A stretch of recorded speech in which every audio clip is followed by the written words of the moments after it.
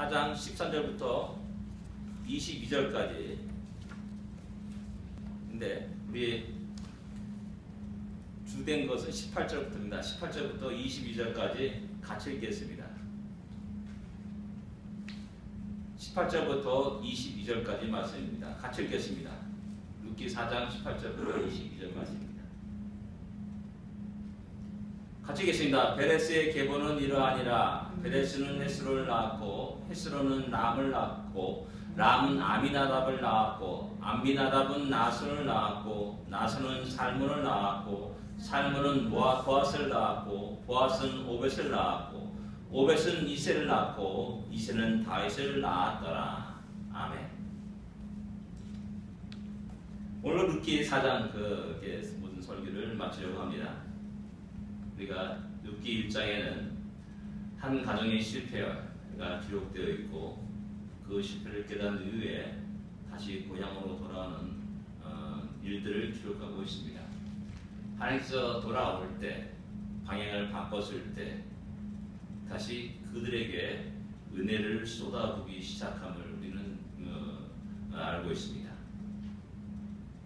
그다음 2장에는 하나님의 그 크신 은혜 속에서 보아스와 룻이 만나는 놀라운 일들을 기록하고 있습니다. 그다음 3장에는 믿음의 사람들의 아름다운 모습을 발견하게 됩니다. 시어머니 나오미는 며느리에 대한 배려를 하고 있고 또 며느리는 시어머니의 말씀에 대해서 신뢰와 순종의 모습을 보여주고 있습니다. 그리고 또한 거기에 관계된 보아스는 또한 하나님의 말씀과 뜻에 온전히 복종하고 자신의 이해와 감정에 따라서 행동하는 모습이 결코 아니었음을 우리에게 보여주고 있습니다. 그리고 드디어 이제 4장에 넘어와서 그들이 아름다운 믿음과 그들의 아름다운 사랑의 모든 것들이 아름답게 결실을 맺어가는 한 가정의 모습을 보여주고 있는 겁니다. 모든 것이 합력과 선을 이루는 아름다운 모습이라 할 수가 있습니다. 근데 우리가 그 모습을 보기 전에 이제 4장에 나오는 어느 이름 모를 지연부를 짜야 돼서 한번 생각해 볼 필요가 있음을 우리는 한번 다시 한번 상기해야 됩니다. 분명한 사실은 보아스는 자기보다 먼저 앞서서 기업부를 책임 있는 자가 있음을 이야기합니다. 그리고 아침에 일어나서 성문으로 나가가지고 그를 만나서 장로들을 모아놓고 룻이라는 여인을 알고 있지 않느냐. 그의 기업을 네가 먼저 물어댈 책임이 있다라고 이야기합니다. 맨 처음에 그는 예스, 오케이, 내가 기꺼이 기업을 물겠다라고 이야기를 합니다. 그러나 안타깝게도 보아스의 그 다음의 말에 그는 그 기업 물을 책임을 포기하게 됩니다. 그게 뭡니까? 기업 물으로서 너 그 땅을 사서 네 기업으로 포함시키면 좋지만은 그러나 룻과 결혼해서 아들 낳게 되면 이 아들이 엘리멜렉 가정의 대를 잇게 되고 그 대를 이루면서 너가 썼던 모든 그 땅들, 샀던 땅들 모두가 다시 그의 소유로 돌려져야 된다라고 이야기하게 되는 겁니다. 그 말 듣고 이 기업을 자는 야 그럼 내가 큰 손해가 있냐 해서 포기하게 됩니다. 성경은 어리석은 사람들이 몇 명 나옵니다. 대표적 케이스가 누굽니까? 야곱의 형인 에서입니다. 그는 팥죽 한 그릇에 장자권을 팔아버리는 진정 어리석은 짓을 하고야 맙니다. 성경 그를 향해서 망령된 자라고 이렇게 기록하고 말을 합니다. 어쩌면 오늘 여기에 나온 그 기업물을 자도 역시 마찬가지 비슷한 부류의 사람이라 할 수가 있는 겁니다. 자기의 기업에 손해가 될까봐, 자기 경제적인 큰 불이익을 당할까봐 기꺼이 자기가 맡아야 할 책임들, 짊어질 십자가를 내려놓는 어리석음을 범하는 겁니다. 하나의 뜻을 거부하고 거역하게 되는 그런 모습을 보여주고 있는 겁니다. 그래서 그의 이름은 성경에 기록되지 않습니다. 단지 그의 잘못된 일들, 그것이 오늘날 우리 모든 성도들에게 입에 오르내리면서 교훈이 되는 그런 모습을 보여주고 있습니다. 또 어리석은 사람이 누구입니까? 은 30에 예심을 팔아버린 가룟 유다가 또 대표적이라 할 수가 있습니다. 자기의 메시아를 팔아넘깁니다. 자기의 메시아를 죽음에 이르게 합니다. 이런 어리석은 사람의 모습이 우리는 다른 사람의 모습이라고 생각하기 쉽습니다. 그러나 오늘 이 시대를 살아가는 우리의 모습이 될 수 있다는 사실입니다. 이런 베드로는 우리는 잘 알다시피 참 믿음이 좋은 사람이라고 우리가 막 이야기합니다. 그러나 우리가 잘 알다시피 가룟유다는 은 30에 예수님을 팔아버렸고 베드로는 3번씩이나 저주하여 맹세하여 주님을 모른다고 부인했던 사람이었습니다. 뭐 가룟유다나 베드로나 뭐 차이가 나지 않습니다. 똑같은 사람입니다. 그러나 다른 것은 뭐냐면 한 사람은 죽음에, 한 사람은 새롭게 회개하여서 일어나서 주의 복음을 증거하는 사람으로 생을 살았다는 사실입니다. 이에 그러면 우리는 우리의 삶 속에서 우리는 언제나 이해관계 속에서 살아갈 때가 많이 있습니다. 그렇다면 우리도 역시 기업물을 짜처럼 여기 나오는 기업물을 짜처럼 똑같은 잘못과 실수를 범하기 쉬운 존재임을 언제나 기억해야 됩니다. 다른 사람의 모습이 아니라 어쩌면 이 모습은 나의 모습, 우리의 모습이라고 늘 생각해야 된다는 사실입니다. 이런 기업물자와 반대로 보아스는 자기의 재산의 손해를 감수하면서 기꺼이 하나님의 뜻인 기업물을 책임을 다하게 됩니다. 그래서 룻과 결혼하고 아들을 낳았습니다. 그 아들의 이름이 오빗이라고 이렇게 기록하고 있습니다. 성경은 여기서 기록을 멈추지 않습니다. 그 이후에 오벳은 다시 이새를 낳고 이새는 다윗을 낳았더라 라고 이렇게 22절에 말씀하고 있는 겁니다. 참으로 우리는 이 계보를 다시 한번 생각해 볼 필요가 있습니다. 베레스로 시작된 그 계보는 어떠합니까? 오랜 세월의 역사를 기록하고 말하고 있음을 우리는 봐야 됩니다. 베레스는 몇 년도 사람입니까? 상상이 합니까? 베레스와 다윗까지 한 10명의 사람이 이름이 기록되어 있습니다. 그 기간이 과연 몇 년 정도 될 거라 여러분 생각합니까? 100년? 1번 100년, 2번 200년, 3번 300년, 4번 400년. 어디 봅니까? 5월 네? 400년. 400년? 5월 400년. 네? 예, 무려 한 800년이라는 세월이 됩니다. 왜냐하면 베레스는 가나안 땅에서 태어난 사람입니다. 유다의 아들이지 않습니까? 가나안 땅에서 태어났는데 출애굽 연도가 1446년입니다. 이스라엘 백성들이 애굽에서 생활하는 그 기간이 430년이라 말하고 있습니다.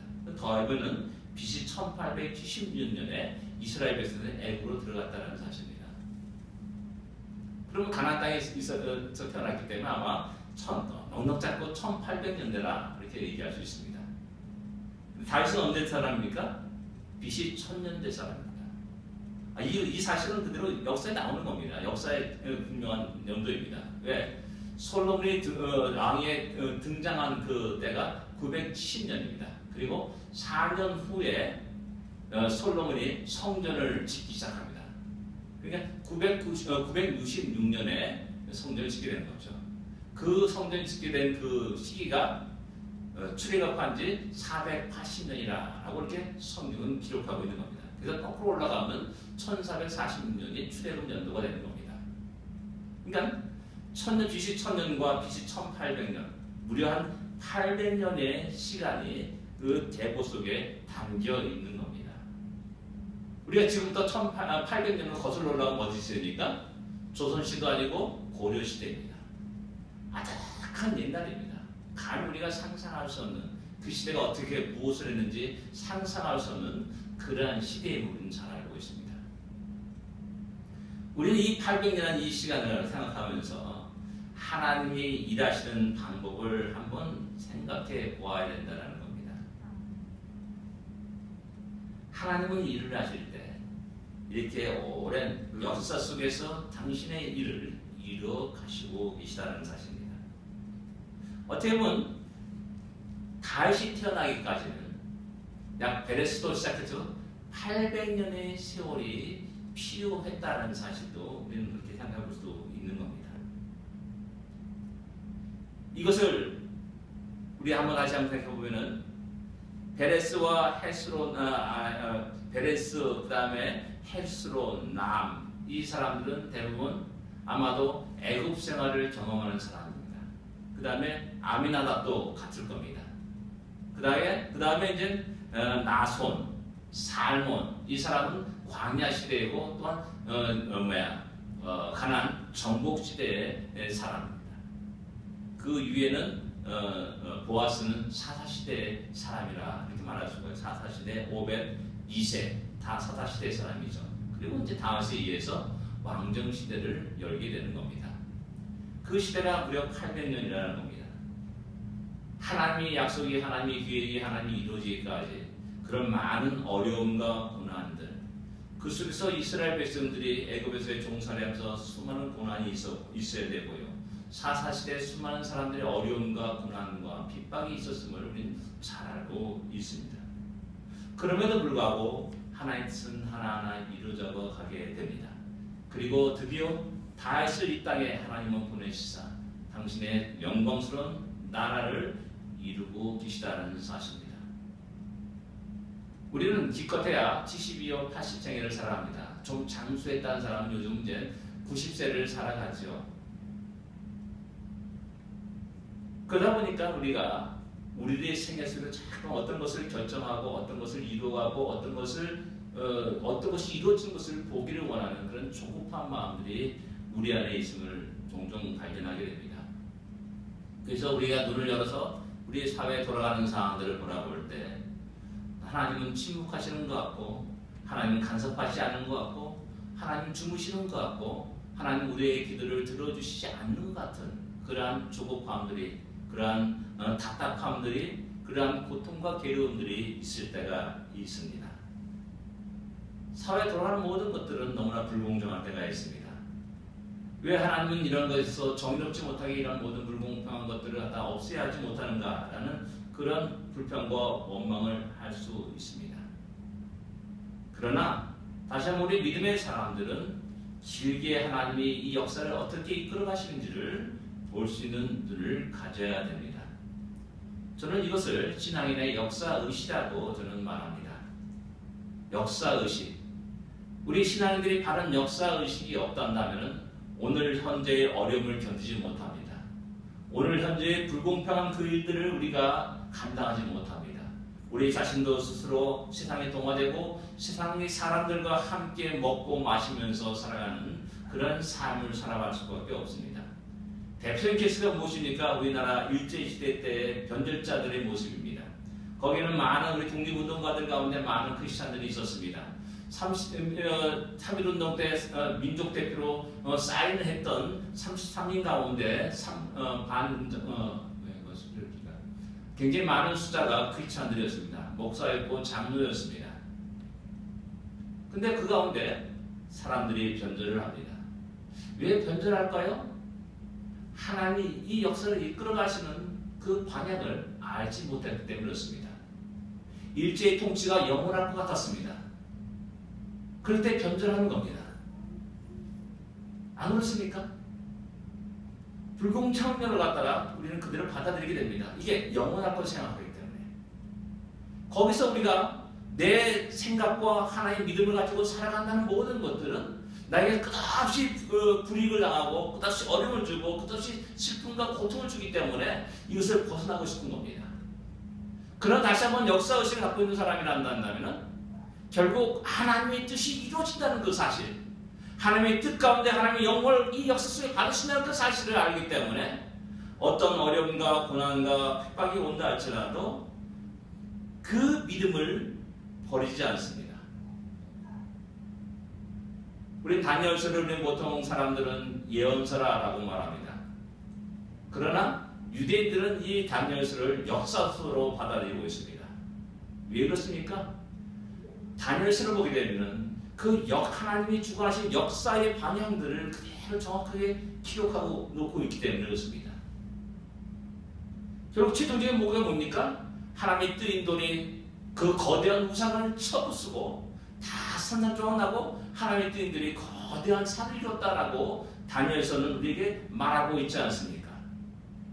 결국 이 세계가 아무리 악하고 이 세계가 바르게 돌아가지 않고 이스라엘 백성들을 아무리 핍박한다 할지라도 결국 하나님의 뜻은 그 역사 속에, 그 시간 속에, 그 세월 속에 이루어져 가고 있다는 사실입니다.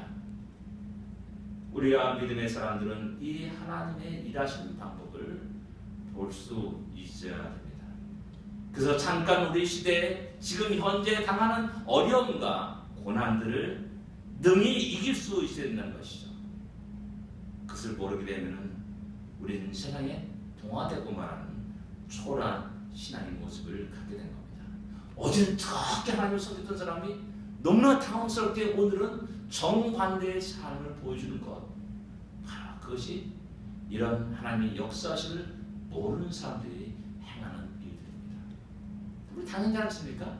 여러분 잘 알듯이 애국가 누가 작사했습니까? 뭐 어떤 사람이 안창호시다, 안창호다, 어떤 사람은 윤초라 그럽니다. 그러나 지금 대부분 정설은 윤초라라고 이야기합니다. 근데 우리 잘 알듯이 그분은 나중에 변절자가 되어서 그것은 참 유명한 글씨 찾았습니다. 변절자가 되어가지고 일제를 찬양하고 또 그런 여러 가지를 찬양하는 그런 사람으로 변화해버립니다. 우리 그런 사람의 모습을 보면서 당황하게 되는 겁니다. 당황합니다. 언제는 우리 민족의 선각자다 라고 말하는, 어느 때는 민족의 반역자다 라고 이렇게 평가를 받는 엄청난 일들이 벌어지게 되는 겁니다. 사랑하는 성도들, 우리가 예수를 믿고 하나님 믿고 살아갑니다. 하나님이 역사를 수천 년 수만 년을 이끌어주는 그 긴 한목 속에서 다시 한번 이 역사를 바라볼 수 있기를 원합니다. 두 번째 베레스의 계보, 이 계보는 믿음의 사람을 중심으로 기록되고 있다는 사실입니다.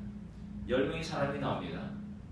그 10명의 사람 가운데서 어느 누구도 세계 역사에 기록된 이름은 하나도 없습니다.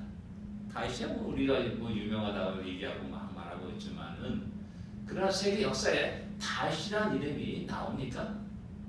이런 언제까지 1980년대까지 이 다윗을 전설 따라 삼천리 같은 그런 인물로 여긴 적이 있습니다. 신학계에서. 왜? 아마도 이것은 전설일 수 있다 라고 생각했던 겁니다.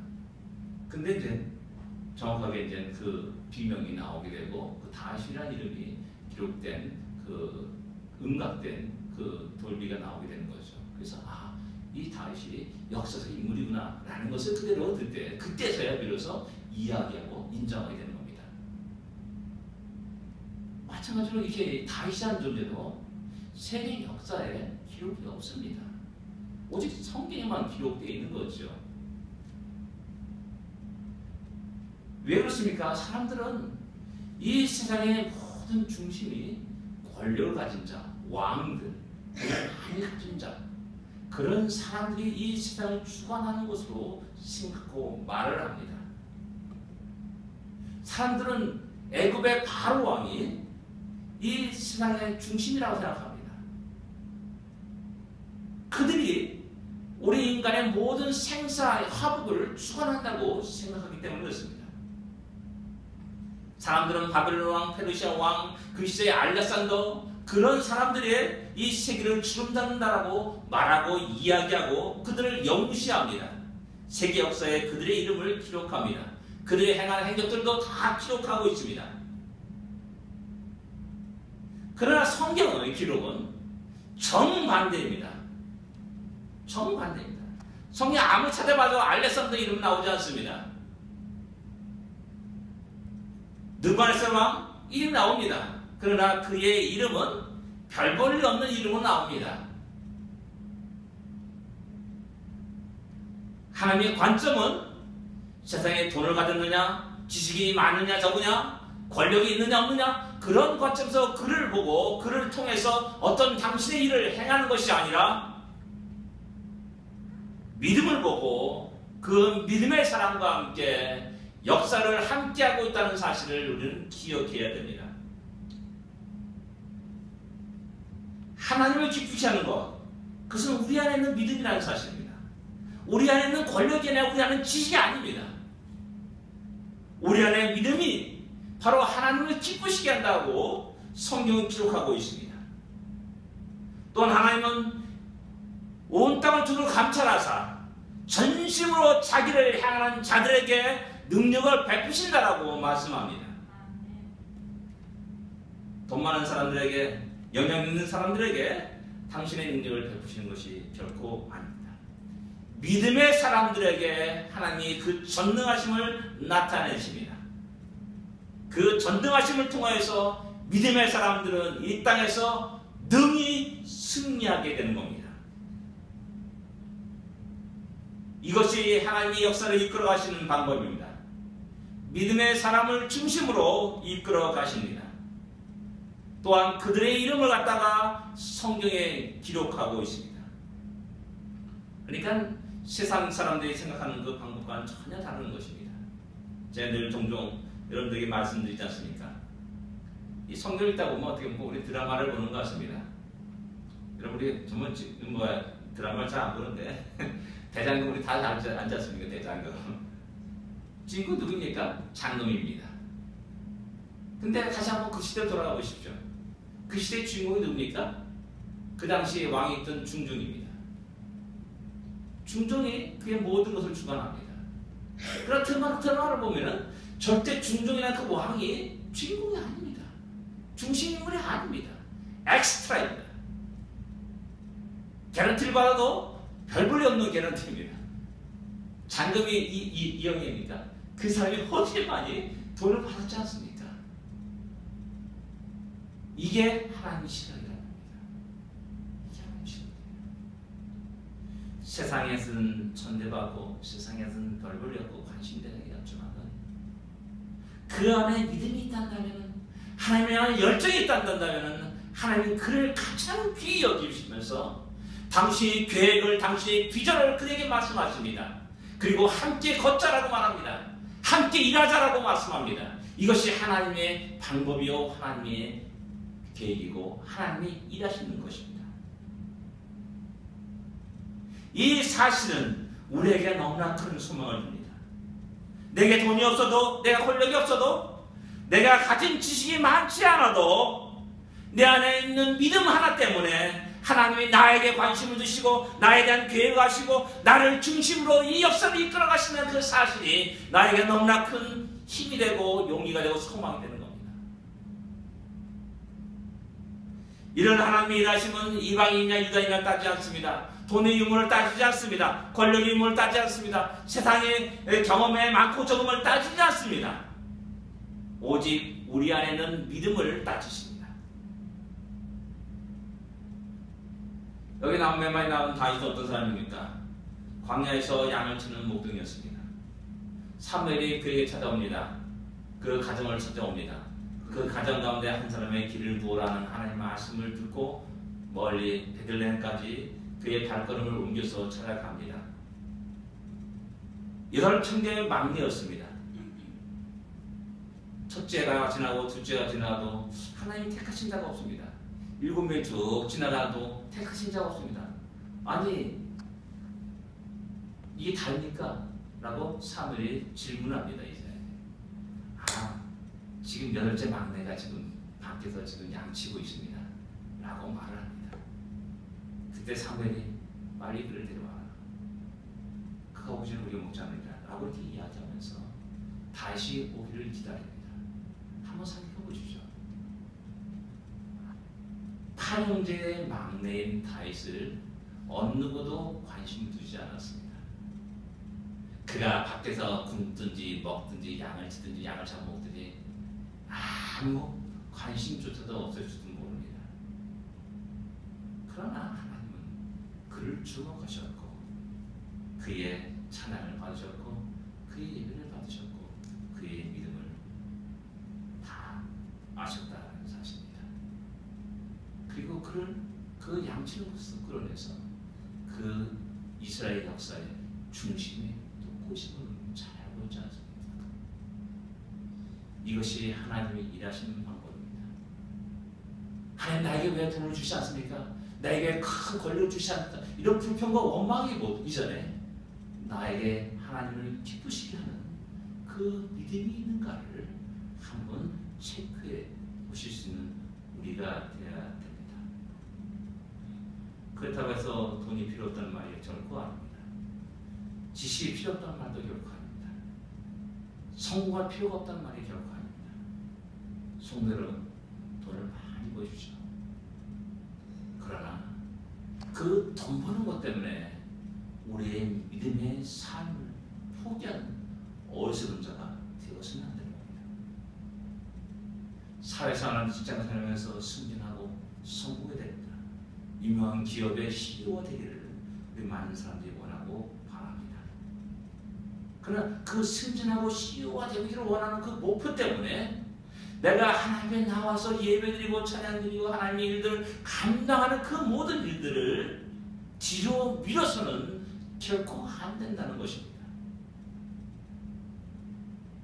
우리 많은 지식을 쌓아야 됩니다. 많이 배우고 많은 책들을 읽어야 됩니다. 많은 책을 읽는다고 해가지고 성경에 있는 것에 대해 게으르피고 성경을 내던져버린다는 것은 너무나 어리석은 일이라는 사실입니다.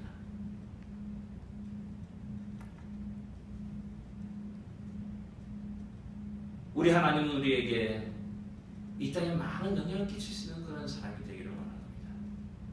그 조건이 가장 기본이고 가장 중요한 것이 뭐냐면 우리 안에는 믿음이 있는 겁니다. 그러기에 우리의 모든 사람들은 우리의 믿음이 더욱더 커지고 자라기를 위해서 우리의 모든 시간을 또 우리의 마음을 드릴 수 있어야 되는 겁니다. 하나님은 이 800년이라는 세월을 흐르면서 다른 사람을 기록하는 것이 아니라 믿음의 사람, 믿음의 가정을 기록하고 있다는 사실을 우리는 눈여겨봐야 되는 겁니다. 세 번째, 베레스의 기업은 룻과 보아스로 끝나지 않고 계속 그 믿음이 이어졌음을 우리에게 이야기합니다. 룻과 보아스가 결혼해서 만나서 너무나 행복하게 알콩달콩 잘 살았다 하고 끝나지 않습니다. 보아스는 오벳을, 오벳은 이세를, 이세는 다윗을 낳았다라고 이야기하고 이것이 신약에 나오면서 아브라함과 다윗의 세계가 되어라 라고 말하면서 마태복음 1장에 쭉 기록되고 있는 겁니다. 룻께서 보면은 룻과 보아스는 현재입니다. 베레스라는 사람, 그 앞에 나오는 남과 아미나답 사람들은 과거의 사람들입니다. 그리고 오벳과 이세와 다윗은 미래입니다.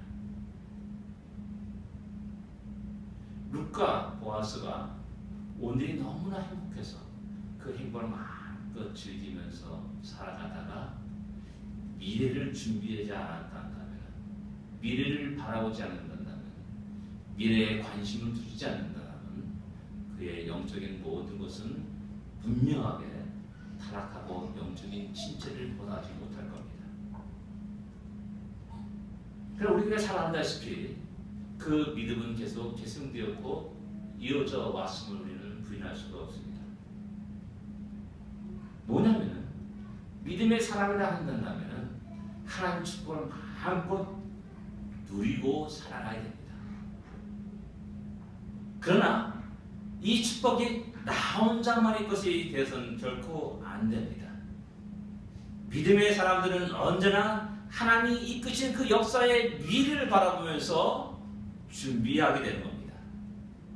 나는 오늘 어떤 준비를 해야 될 것인가? 우리의 가정은 과연 어떤 준비를 해야 될 것인가? 우리의 자녀들은 어떻게 준비되어 갈 것인가? 우리의 후손들은 어떻게 준비되어야 될 것인가? 그 하나님의 거룩한 일에 어떻게 동참할 것인가를 갖다가 늘 언제나 생각하며 그것을 위해서 기도하게 되고 준비하고 그것에 모든 중심을 두고 모든 열정을 쏟아붓게 되는 겁니다. 그런 속에 자신의 연약함을 합니다. 그러기에 주님께 나아가 기도합니다. 주여 나아가 이들을 교육하기에 가르치기에 부족합니다. 연약합니다. 라고 이야기하면서 하나님의 도우심을 구하게 되는 겁니다. 그 결과가 오벳을 낳고 그 결과가 이스를 낳고 그 결과가 다윗을 낳게 되는 겁니다. 믿음의 사람에 대해 삶은 순간순간이 믿음의 선택할 것이냐 아니면 하나님의 뜻과 반대되는 그 길을 걸어갈 것인가를 항상 우리의 눈앞에는 늘 두 양자가 기다리고 있다는 사실입니다. 믿음의 사람들은 순간순간 믿음의 선택과 결단의 연속이 이어져게 되고 그것이 하나의 믿음의 인생이 되는 겁니다. 그 인생을 바라보면서 나의 아들과 자녀들이 바르게 하나님을 섬기는 것이 무엇이며 그 복이 무엇인지를 배우게 되는 겁니다. 디모데후서에 보게 되면 바울은 디모데의 거짓없는 믿음에서 말합니다. 그것을 말하면서 그 믿음은 너희 외조모 로이스와 어머니 유니게 속에 있었다라고 말합니다. 그 믿음이 어느 날 하나 뚝 떨어진 것이 아니라 외조모에서 자기 어머니에게 그 다음에 디모데에게 계속 계승되었음을 사도 바울은 말하고 있습니다.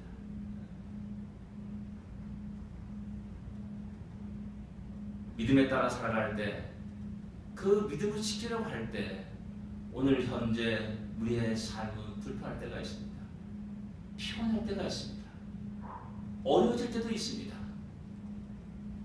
그러나 하나님께 받은 그 은혜가 너무 크고 너무나 놀랍기에 그 불편을 기꺼이 감수합니다. 그 고통을 기꺼이 감수합니다. 그 어려운 핍박들을 기꺼이 감수하게 됩니다. 그리고 그의 삶 속에 가장 중요한 건 이 믿음의 계승을 위해서 온 모든 정력을 쏟아붓게 되는 것이죠. 성도의 가정이 그래서 중요한 겁니다. 우리 준무 형제 얼마 있으면 아버지가 됩니다. 저는 축복합니다. 그리고 아버지로서 어머니로서 하나님께서 엄청 모든 것이 잘 준비되기를 위해서 기도합니다. 이런 작은 기도와 작은 이런 몸부림이 결국 시간이 흐름에 따라서 하나님이 거룩한 일들을 일어나가는 엄청난 그 거대한 파도와 그 세계 역사를 바꾸는 놀라운 원동력이 된다는 사실을 우리는 기억해야 됩니다. 작은 시작입니다. 그러나 장차는 세상을 뒤집어놓는 일이 될 것입니다. 그것이 바로 오늘 현재 우리의 믿음의 결단을 통해서 이루어지는 것이고 오늘 순간순간 믿음의 선택에 의해서 이루어지는 것입니다. 이런 일들은 우리 예수님의 제자를 통해서도 알 수가 있습니다. 다 무식한 사람들이었습니다. 어부들이었고 세리였고 열심히 나머지였습니다. 12명 무엇을 하겠습니까? 근데 하나님 우리 주님은 그들을 통해서 그들에게 세상 모든 족속으로 제자를 삼으라고 말합니다. 12명 앞에 놓고 말이야 그 얘기하는 겁니다. 그리고 12명 앞에 놓고 세상 끝까지 내 증인 되라 라고 명령하고 있는 겁니다. 저 똑같은 마음 기대하고 똑같은 마음으로 여러분들 바랍니다. 여기 12명 더 10명 더 됐지 않습니까? 어마어마한 엄청 많습니다. 예수님이 갖던 그런 바램과 소망을 지금 현재는 작은 모습, 보잘것없는 모습, 바람 훅 불어버리면 다 사라질 것 같은 모습. 근데 어떤 핍박이 오면 다 부풀이 흩어질 것 같은 사라질 것 같은 그런 12명의 집단이지만은 그들을 향해서 하나님 우리 주님은 말하는 거죠. 모든 족속으로 제자를 삼으라. 세상 끝까지 와서 내 증인 되라 라고 말씀하고 있는 겁니다. 시작은 작고 보잘것없어 초라했습니다. 그들이 이렇게 믿음을 가지고 살아갈 때 많은 어려움과 핍박이 있었습니다. 자기 집을 떠나서 나그네 인생을 살아가야 될 수밖에 없었습니다. 그러나 지금 우리는 그들이 뿌려놓은 씨앗의 그 결과를 우리는 보게 되고 있는 겁니다. 이 미국이 아무리 타락하였다 할지라도 저는 지난주에 예배를 준비하면서 기도하면서 장가들고 위해서 기도하면서 문득 탁 떠오르는 생각이 듭니다. 이 시간에 미국의 수많은 곳에서 하나님께 영광을 드리는 찬양이 있고 예배가 있다는 사실을 오늘 갑자기 팍 들어오는 겁니다. 미국이 아무리 타락했다 할지라도 이 시간만큼 이 곳만큼은 하나님의 영광을 찬양하는 모든 곳들이 모든 세계에 가득 차고 차고 넘치는 사실을 발견하게 됩니다. 그러나 이런 크다란 위대한 일들이 크게 시작했습니까? 아닙니다. 신앙의 자유를 위해서 유럽에서 배를 타고 그 고난의 파도를 헤치면서 대상을 건너서 온 몇몇 사람들이 이 땅에 도착하게 됩니다. 그리고 그들이 복음을 증거하고 말하고 복음의 미분의 계승을 이루어 갑니다. 지금 오늘 이 모습이 바로 그들이 뿌린 씨앗의 모습이라는 사실입니다. 그런데 안타깝게도 역사는 그와는 반대로 흘러갈 때도 많이 있습니다. 그러나 분명한 것은 하나님이 일하시기에 하나님이 이 역사를 돌려놓으실 것이라는 사실을 우리는 조금도 의심해서는 안 될 것입니다. 하나님은 오늘 우리에게 믿음의 결단을 촉구하십니다. 그리고 그를 통하여서 우리가 감당해야 될 어려움과 위험한 일도 기꺼이 짊어질 것을 요구하십니다. 동성애 그것이 이제는 합헌이 되었고 이제 모든 50개 주에서 이제 동성 결혼에 대해서 이제 분명히 요구할 수 있고 그것을 문서로 다 이렇게 요구할 수 있게 됐습니다. 이제 동성에 대해서 말하게 되면 이제 집단 소송을 받을 수 있는 그런 위험도 있습니다. 어쩌면 감옥에 갈 수도 있습니다. 이 미국이 어떻게 됐냐면은 그 국민학교 때 초등학교에서 일어난 일입니다. 초등학교에서 독서 시간이 있다 그래요. 어떤 학교 독서 시간이 있는데 이게 그 어린 꼬마가 국민학생이 이 독서 시간에 무슨 책을 읽을까 고민하다가 자기가 갖고 있는 성경책을 꺼내가지고 읽기 시작했답니다. 그걸 본 선생님 당장 그 성경을 덮으라고 했고 그 학생을 갖다가 정학처벌을 내렸다는 뉴스를 제가 언젠가 읽은 적이 있습니다. 성경책은 성경책이 아닌가? 독서시 읽어서 안 될 그런 책이 되어버린 겁니다. 이런 어처구니없는 일들이 일어나게 된 겁니다. 내가 믿음을 지키려고 할 때, 믿음의 결단을 하고 나가려고 할 때 이런 어려움들을 만나게 될 거라는 사실입니다. 그럴 때 우리는 어떻게 할 것입니까? 타협할 것입니까? 양보할 것입니까? 아니면 침묵을 지킬 것입니까? 굉장히 우리 안에 어떤 나름대로의 믿음의 결정을 내려야 할 때가 왔음을 우리는 발견하게 되는 겁니다. 제가 종종 지용이 얘기를 종종 하는데요. 예전에 지용이가 어렸을 때 말하기 시작할 때 그때 이제 그런 저에게 질문을 했습니다. 아빠, 할아버지는 천국 갔어? 지옥 갔어? 이 질문하는 겁니다. 아직도 잊혀지지 않아요. 그런데요, 우리 대부분 사람들이 그러지 않습니까? 믿거나 믿지 않거나 돌아가시게 되면 하늘나라 가셨습니다. 다 그렇게 이루어지 않습니까? 이게 우리들의 모습이에요. 그가 크리스찬인 관계없이 하늘나라 갔다, 하늘나라 갔다. 자살해서 죽든 뭐 어떻게 죽든 관계없이 다 하늘나라 갔다라고 이해하고 말을 합니다. 알 수 없으니까. 저 목사님들도 참 그런 아주 곤란한 지경에 처할 때가 종종 있습니다. 전혀 교회 나가지 않고 전혀 예수 믿지 않는 사람이 어느 날 갑자기 와가지고 죽었다 돌아가셨으니까 좀 장례 진례를 해주십소라고 후타를 받은 나라면 어떻게 할 것인가? 나는 이런 문제가 내 안에 있는 겁니다. 아마 지용이가 나름대로 할아버지가 안 계시고 또 이제 늘 예수 믿으라 예수 믿으라 내가 말하니까 할아버지는 천국 갔을까 지옥 갔을까 궁금했던 것 같아요.